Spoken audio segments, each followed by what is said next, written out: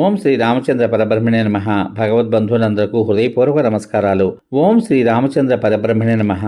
ఆపదామపహర్తారం దాతారం సర్వసంపదాం లోకాభిరామం శ్రీరామం భూయో భూయో నమామ్యహం.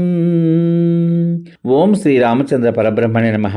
శ్రీ వాల్మీకి రామాయణము 4వ కాండ అయిన కిష్కింధాకాండ ఎందలి 61వ సర్గ ఎందలి గల 17 శ్లోకముల యొక్క వచన భావసారాన్ని సంపాతి తన రెక్కలు కాలిపోవుటకు కారణమును నిశాకరునకు చెప్పుట అనే కథగా విందాం. పిమ్మట నేను సాహసపూర్వకంగా చేసిన దారుణమైన చేయశక్యంగాని ఆ పనిని గూర్చి సూర్యుని అనుసరించి వెళ్ళుటను గూర్చి అన్ని విషయములు ఆ మునికి చెప్పాను. ఓ మహాముని, వ్రణముల చేతను లజ్జ చేతను నా ఇంద్రియములు వ్యాకులమైపోయాయి. చాలా అలసి ఉన్నాను. మాట్లాడడానికి కూడా శక్తి లేదు. నేను జటాయువు గర్వం చేత ఒళ్ళు తెలియక నా బలాన్ని తెలుసుకోవాలి అని కోరుకుంటూ పోటీ పడుతూ సుదూరమైన ఆకాశం మీదకి ఎగిరాం.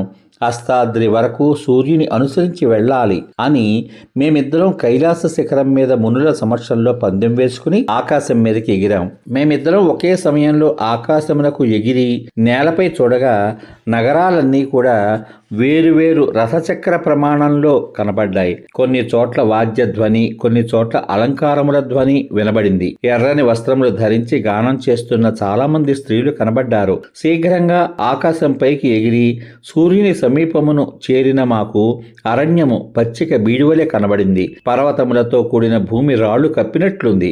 నదులతో కూడిన భూమి దారములు పరిచినట్లు కనబడింది. మహాపర్వతములైన హిమవత్ పర్వతము, వింధ్య పర్వతము, మేరు పర్వతము భూమి మీద సరస్సులలోని ఏనుగుల వలె ప్రకాశించాయి.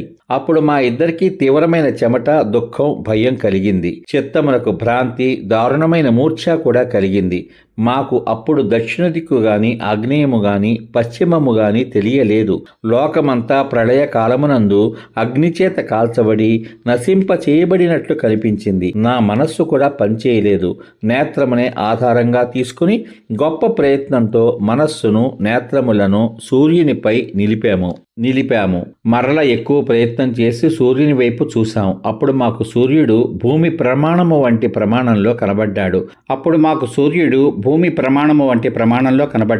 జటాయువు నాతో చెప్పకుండానే భూమి వైపు పడిపోయాడు. అప్పుడు నేను అతన్ని చూసి వెంటనే ఆకాశమును వీడి నా శరీరమును క్రిందికి దింపాను. నేను రెక్కలతో రక్షించడం చేత జటాయువు కాలిపోలేదు. నేను మాత్రం ఆకాశ మార్గమునందు దిగుతున్నప్పుడు సావధాన చిత్తుడను కాకపోవడం చేత నా రెక్కలు కాలిపోయాయి.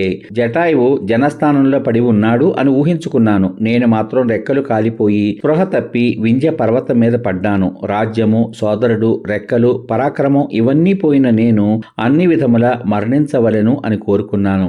అందువలన పర్వత శిఖరము నుండి పడేదను అని సంపాతి తన కథను నిశాకరునకు చెప్పాడు. సమాప్తం.